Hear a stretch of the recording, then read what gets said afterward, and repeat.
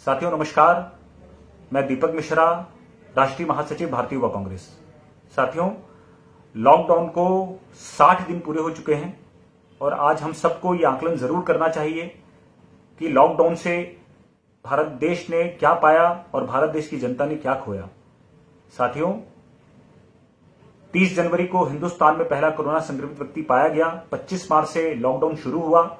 पहला लॉकडाउन 21 दिन का था, फिर क्रमशः उसको बढ़ाकर आज लॉकडाउन का चौथा चरण 31 मई तक हो गया है।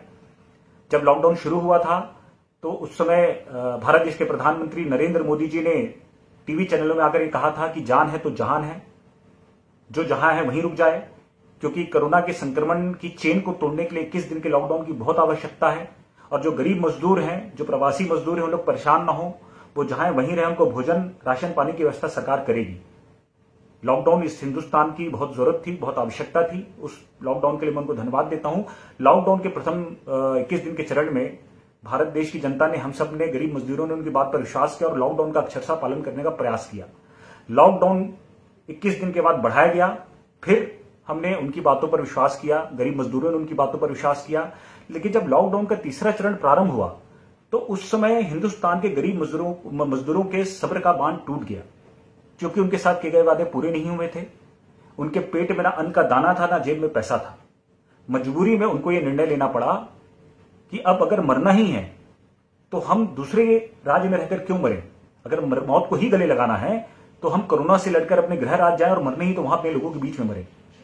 ऐसा निर्णय लेकर उन्होंने कड़कती धूप में पैदल ही अपने छोटे छोटे बच्चों को, अपने बुजुर्ग माता पिता को अपने गोद में लेकर अपने घरों की यात्रा शुरू कर दी और आज भी अनवरत वो यात्रा चल रही है।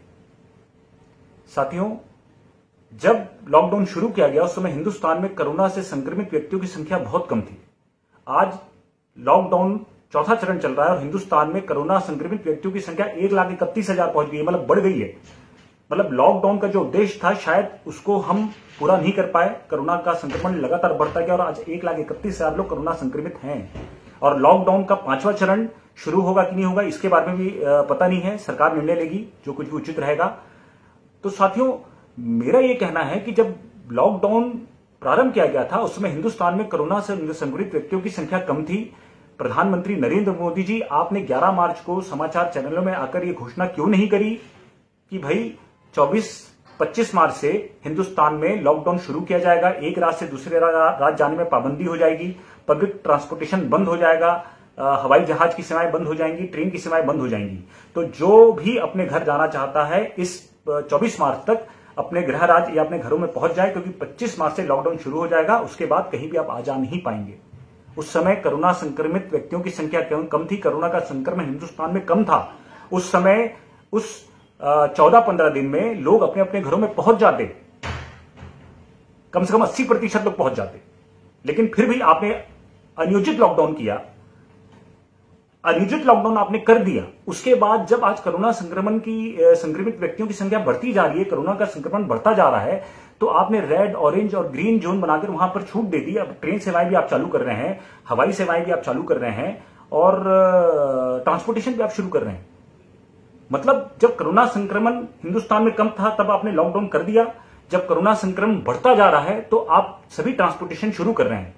अनियोजित लॉकडाउन आपने किया और अनियोजित लॉकडाउन खोलने की प्रक्रिया आप कर रहे हैं। जान है तो जहान है, पहले आपने कहा, फिर आपने कहा जान भी है और जहान भी है। आपके वक्तव्य समय और परिस्थिति के हिसाब से बदल सकते हैं क्योंकि वो आपके वक्तव्य हैं, लेकिन आपके उन वक्तव्यों का प्रभाव हिंदुस्तान की जनता पर क्या पड़ता है इसका आकलन आपको करने की बहुत बड़ी आवश्यकता है। आप कोई चीज अगर आकर कहते हैं और हिंदुस्तान की जनता उसको मानती है तो आपकी उन बातों का असर हिंदुस्तान की जनता के जीवन में क्या पड़ रहा है इसका आकलन के बगैर अगर आप निर्णय लेंगे तो हिंदुस्तान में इसी तरह से स्थितियां उत्पन्न होती रहेंगी जैसे अभी है। मजदूर पैदल चल रहा है। कांग्रेस पार्टी के विधायकों को आप सरकार बनाने के लिए ले लेते हैं मध्य प्रदेश में, कांग्रेस पार्टी के विधायकों को आप कर्नाटका में सरकार बनाने के लिए ले लेते हैं, कांग्रेस पार्टी की सरकार को अरुणाचल प्रदेश में आप अपनी सरकार बनाने के लिए ले लेते हैं, लेकिन गरीब मजदूरों को उनके घर में पहुंचाने के लिए आप कांग्रेस पार्टी की बसों को नहीं लेना चाहते। आपका निर्णय आप ही जाने, लेकिन मैं ये उम्मीद करता हूं कि अभी भी समय है, कोरोना संक्रमण से लड़ना है तो निर्णय लेने के पहले इस बात का जरूर ध्यान रखें कि आपके निर्णय का असर भारत देश की गरीब जनता पर और भारत देश के लोगों पर क्या पड़ता है।